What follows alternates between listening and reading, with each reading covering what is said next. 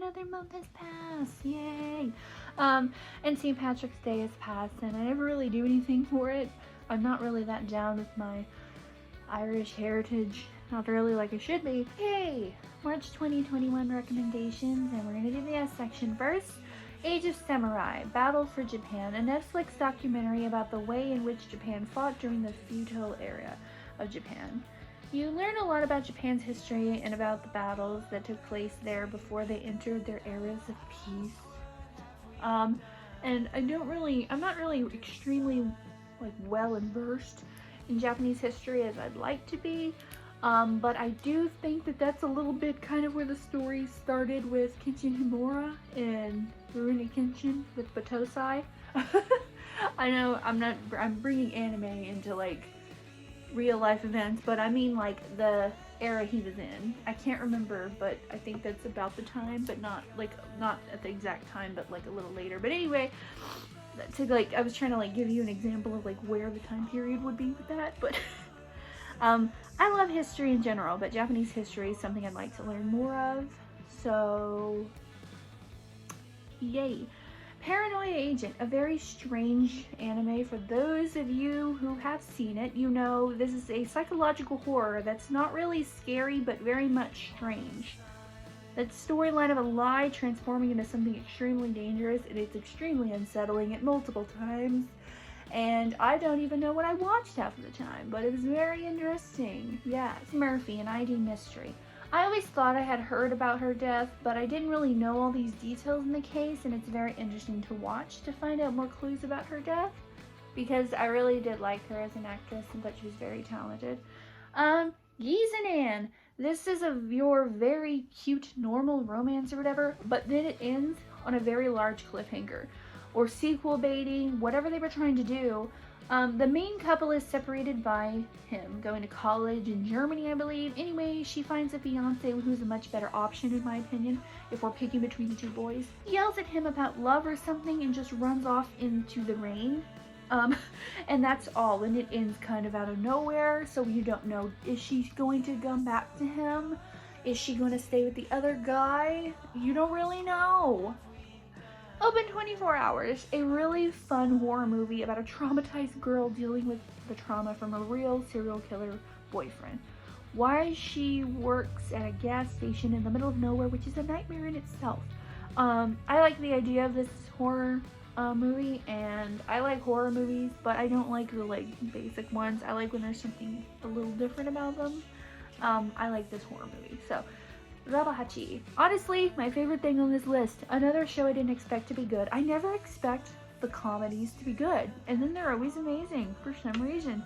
Anyway, extremely hilarious with these kind of jokes. I don't know what you describe these as. Quit diddling down there and give it to me faster. We can't go any faster, sir. Our engine, sir. Press that slam it.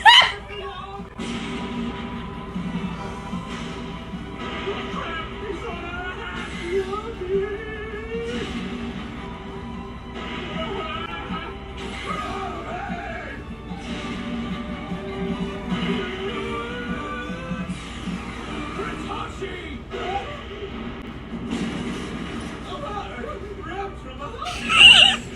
And lots of sarcastic humor that I really enjoyed personally. I really don't know how to describe them, but the entire show is like this. Robbie's down on his luck in the worst possible way, so he travels across the galaxy with a moon prince and a sassy robot. This show was seriously so fun, and one of the funniest animes I've watched, and I genuinely mean that. A musical will pop out of nowhere, or like, just you never know what's gonna happen, and they go from planet to planet to planet. Just imagine it like Japanese Star Wars, and that's all you need to know. The Last Blockbuster, a documentary about the famous Last Blockbuster, a very nostalgic time that part of me misses. Back when it was all Blockbuster and Movie Gallery. Part of me misses the vibe, but as the introvert I am, I much prefer to watch what I want, when I want, in peace without someone judging me for my picks. So I don't know if I'd ever go back to going to Blockbuster or Movie Gallery or whatever. In the Moon, so well done and gorgeous. A story of a girl who lost her mother going to the moon to meet the goddess of the moon. A beautiful woman, by the way. Look at Chang'e. I think her name is Chang'e. And tell me you wouldn't simp over this woman, this beautiful creature, because you were lying. The songs are amazing and the animation is beautiful. Like, it's so pretty. And then the dancing mooncakes was one of the best parts, and all of the colors made this such a wonderful, fun experience, and it really needs to be enjoyed and watched. Masamune Kun's Revenge. A boy who was bullied because of his weight decides to get hot and get revenge on the girl he blames for it all by making her fall for him. And hilarity ensues. Diddly illusions. I like this, but I think the movie missed a cool point, but I'll explain later. So the story is about a writer writing her next book. She says she changes when she writes into another person. So I thought it was foreshadowing into she has another personality, but we'll get to that later. And then she gets a nanny and quickly starts flirting and cheating on her husband with said nanny, which I honestly saw coming. Didn't surprise me. But then she has a murder involved and it's blamed on her, okay? And this is where I was like, oh, so she becomes another person, like she has a dual personalities when she writes. She actually is innocent and it's all the nanny's fault that has a dual personality instead, which was fine. I just thought it was a waste of considering the story and the title of the movie. I assumed it was going to be more of an illusion on our main character's part. But I guess they decided to try to trick us that wasn't the situation. But I kind of saw both coming. But I hope it was the illusion one because I thought that was more interesting, but that's not what happened. The Last Pirate Kingdom, a documentary series about the last of the great pirates, and a more realistic version of the Pirates of the Caribbean, if you want to get technical. Very much fun. Very much. The Falcon and the Winter Soldier. So if you're like me, you've been missing Marvel a lot. Well, lucky for us, on Disney Plus, they released a 6-part show about Falcon and the Winter Soldier living life after the events of Infinity War, or the bleep, or the bleep, or blup, or whatever it's called, I forgot. And you see how Falcon and Bucky are doing without Captain America. It's much needed, and I'm thankful for it. My hope is that it ends with Falcon taking over as Captain America, but you never know what they're going to do. But I also enjoy seeing Bucky going through therapy. It's really sad, but wholesome at the same time. Beyond the Boundary, another example of how amazing anime is. So we have a girl with a clan of demon hunters that can make weapons out of her blood. And a boy, half human, half ghost. Apparently, I think it was called a Yuama. And if I'm remembering right, they team up because he has a glasses fetish or something. And I'm not kidding, that's not his only reason for liking her, but he does have like a glasses fetish, which I didn't know was a thing, but now I'm like, okay, I understand. Strawberry Panic, just your normal Yuri love story. However, the plot and story is just kind of there. Like, it's not super interesting at all. But it's just like Vampire Knight, where I was invested with the story so much, and I don't know why, because there really wasn't much story to it, if that makes sense. I don't know. Brooklyn Nine-Nine. Yes, I'm always late to everything, especially on TV shows, because I don't watch TV. But Hulu has a lot of TV shows. So, it's all about comedy in a police station in Brooklyn, much like The Office. In fact, I think the same person wrote The Office, wrote this, but I'm not sure about that. Don't quote me on that. I could be wrong, but I like it. Inu and Baku Secret Service, I think is how you say that. It's about a secret service protecting this girl with Suishi, the biggest simp I've ever seen. And I'm not even exaggerating. I have not seen a bigger simp in an anime than this man. It's kind of cute in a way, but very funny as well.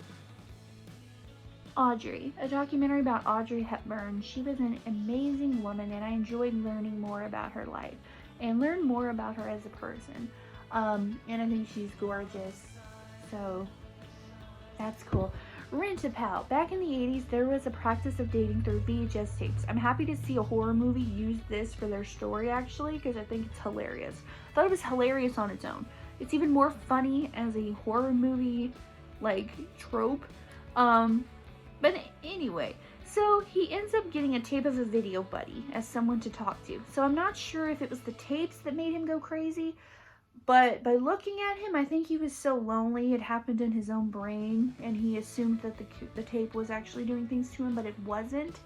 But either way works, and either way was interesting. So yeah, Kid 90, a documentary about Punky Brewster. If you remember that show, the actress recorded her whole life in the 90s. Her story was really sad, but kind of amazing, and very nostalgic blast from the past. And it was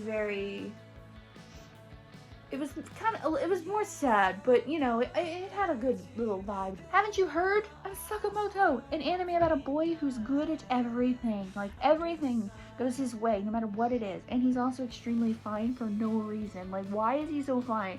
I finished that anime in one night because he was so handsome.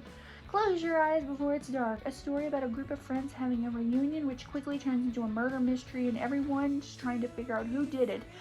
I like the story, but I think it was stretched out way too much. Maybe like 3 less episodes, but otherwise a very interesting story, I think so. Joe Exotic Before He Was King. We all love the story of Joe Exotic and probably still quote lines from it and everything, but this was a more serious and sad documentary into his psychological status at the time of the events, and I think it was more interesting that way and a little more sad. High-rise invasion. A girl wakes up on a skyscraper with her brother calling her, telling her about the strange new world that they both woke up in. Masks are controlled by a unknown person who then tries to drive them to suicide. And the masked man is kind of fine though. The one good masked guy, you know. Flying Witch. A cute, lighthearted anime about a forgetful witch. It's very cute and charming, but the scene with the mandrake literally had me dying.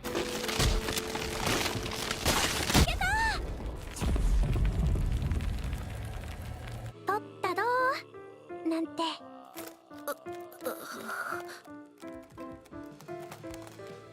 何それ知りませんか？これはファンドレイクといってとても珍しい植物なんです。こんなところで見つけられるなんてすごく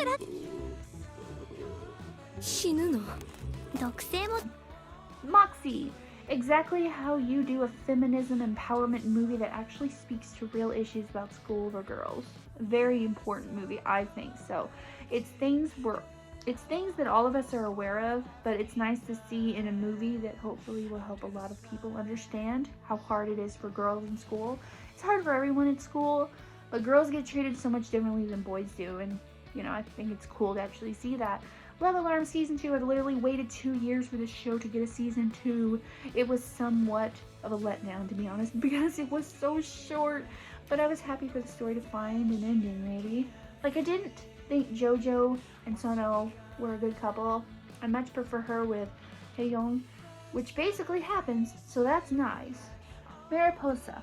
We got the normal cute love story vibe in this movie, but the entire movie was just this pastel colored palette for the entire movie, and every single scene, it's very aesthetically pleasing, and I really couldn't stop noticing it. I don't know if they did that on purpose, but everything is just a pastel palette. It's gorgeous. It's okay to not be okay. An amazing portrayal of mental illness and trauma with fun and realistic characters with real emotions. And Ko Moon-young is like the prettiest woman I have ever seen, honestly. This drama had me amazed and almost crying every episode, so recommend it. Sonic the Hedgehog. As a big fan of the original games, I was always going to watch this. And after they fixed Sonic to look normal, considering how he used to look, I definitely was like, okay, you guys deserve my chance. And Jim Carrey was also in it, and I knew I'd give it a shot, mostly because of little things like that. But yes, it's made more for kids. However, it's still funny and full of nods to the original game, so I commend it for that. Biggie, I Got a Story to Tell, a documentary about the legendary rapper. Everyone knows how he died, but it's more in depth with his personal life and family, so I find it more touching. Blood Lad, hilarious comedy about a vampire in a demon world being obsessed with the human world, but more into the otaku side, as they usually are. He becomes obsessed with a human that later turns to be a ghost who's also part demon. I don't know, it's a lot. But anyway, it's been a while since I watched this one, but it was very funny, so I would recommend. The Hug. Some shorts I found on Hulu from last Halloween, I believe.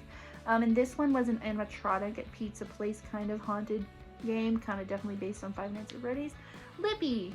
This is my least favorite because I just didn't like the story to be, Swipe to Death. This one was actually funny to me. So this dude's on a dating app, he matches, and then you go and find out he's actually a serial killer. So you're expecting something bad to happen to the girl, but she's like mixing this drink almost seriously, so I thought, oh, she's gonna poison him. And I was like, who's gonna die here? And then all of a sudden, the girl's friend comes out of nowhere and eats him because she's a vampire. And I was like, well, that's not what I expected to happen. Oh my Venus, this drama was cute. However, she was supposed to be an overweight character. And I know it's another culture and weight standards are way different in Korea. But two dudes struggled to pick her up, and I know I could easily pick this woman up. I don't know, but like I know I could easily have picked that girl up. The Girl in the Train.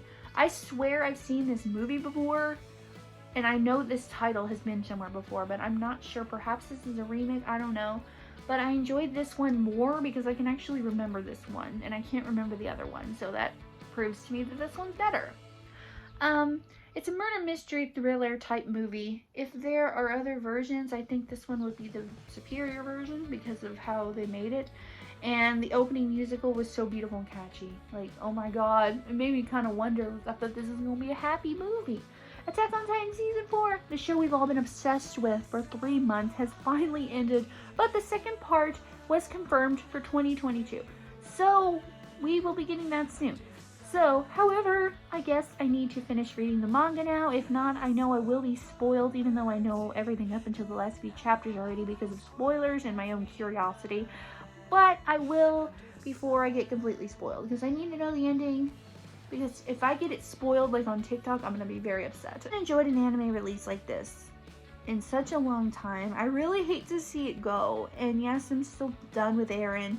I understand why he's doing everything, and I get it, but I can't stand him, and I didn't like him before he turned into this, so enjoy my Eren hate.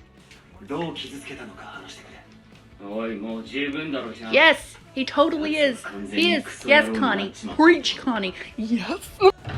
Is this the TikTok? Oh.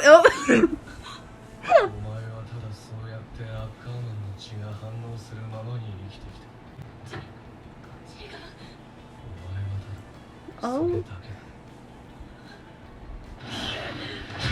Oh, that's so satisfying. Yes. Please do it again. Oh, Eren. Oh, God. Oh. Shoot him. I don't care if you're okay. Anyways, Levi was amazing as always. Of course, during the explosion, I was freaking out, so I didn't notice this one scene, but then it was brought to me on TikTok. Oh my god, what is that? Oh my god! What is that? And all I can think of is, this is why you lost fingers in your eye, honey, because you were protecting the wrong thing. I mean, I'm kidding, I love him. I mean, then right before the start of the show ends, until part 2, I did wish to see the scene when Levi was found, but I guess it'll be in the next part. So I was hoping for that, but that didn't happen. Oh my god, his eyes! They're so beautiful!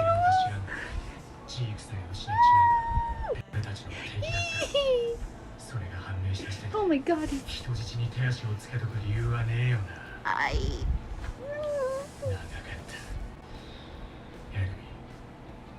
Oh god, stop! Stop it! Don't make me relive it!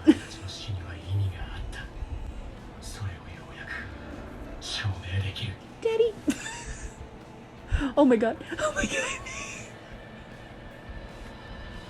His face! Oh. No, his little face! Oh no!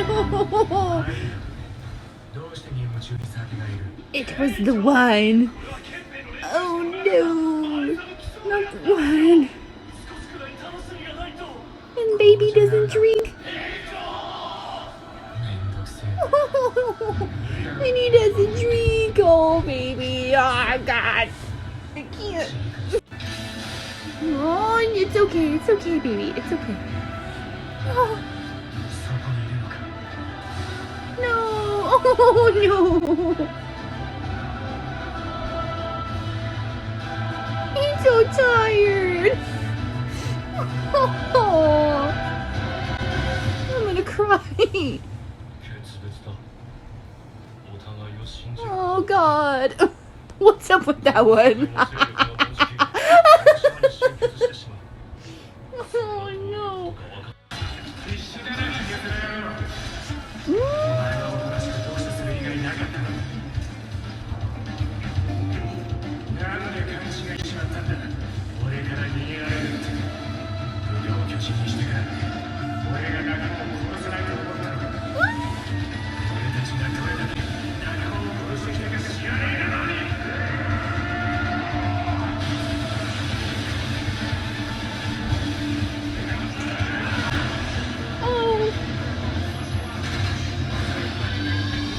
Oh, yeah.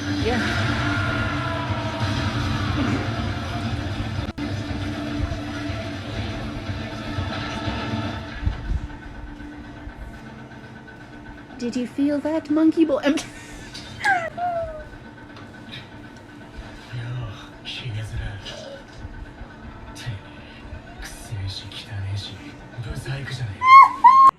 He said, "Don't move, idiot." Oh my God, hi.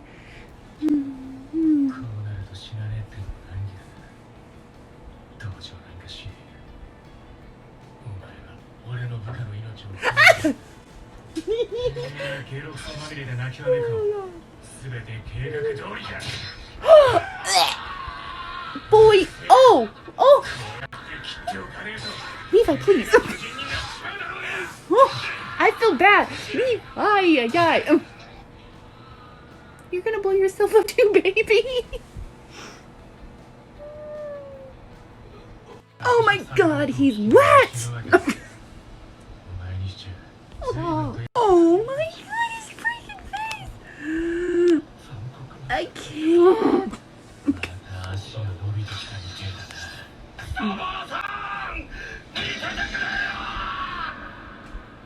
Oh, no, he's setting off the bomb. Son of a. Oh no.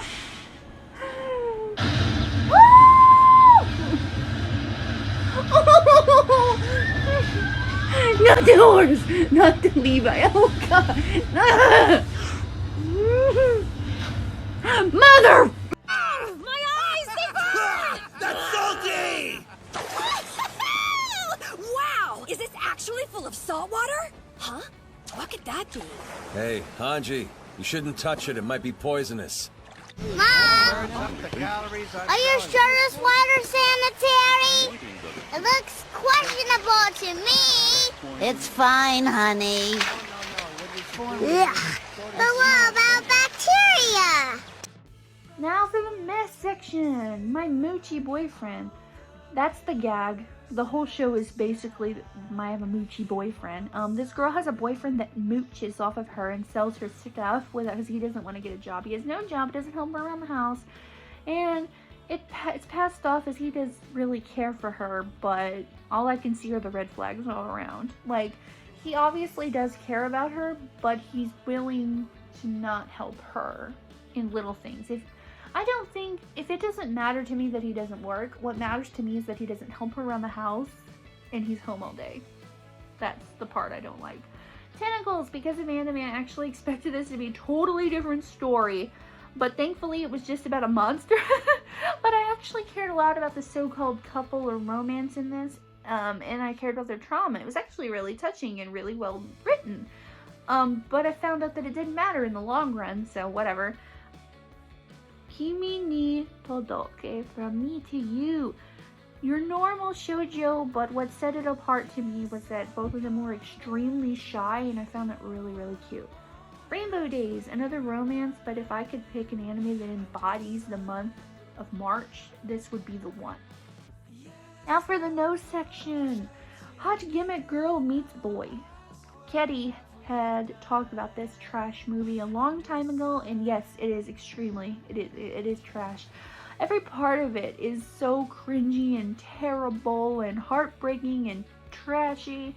Her video is so much better, and I think you should watch hers to describe it in depth unless you want to watch it yourself, but I honestly wouldn't recommend even watching it. Like, you can watch her video because it's funny, but I wouldn't watch the movie. The movie is not funny.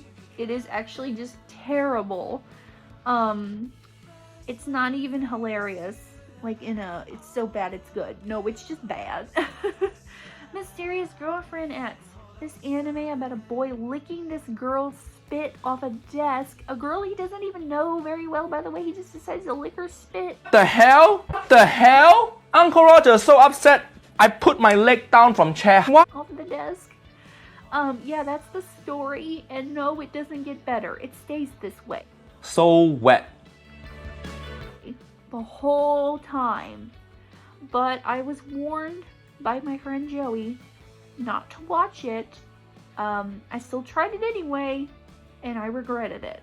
I always feel like I need to see it for my own eyes. I don't believe when someone tells me something's bad. I have to watch it myself, and then I always regret it.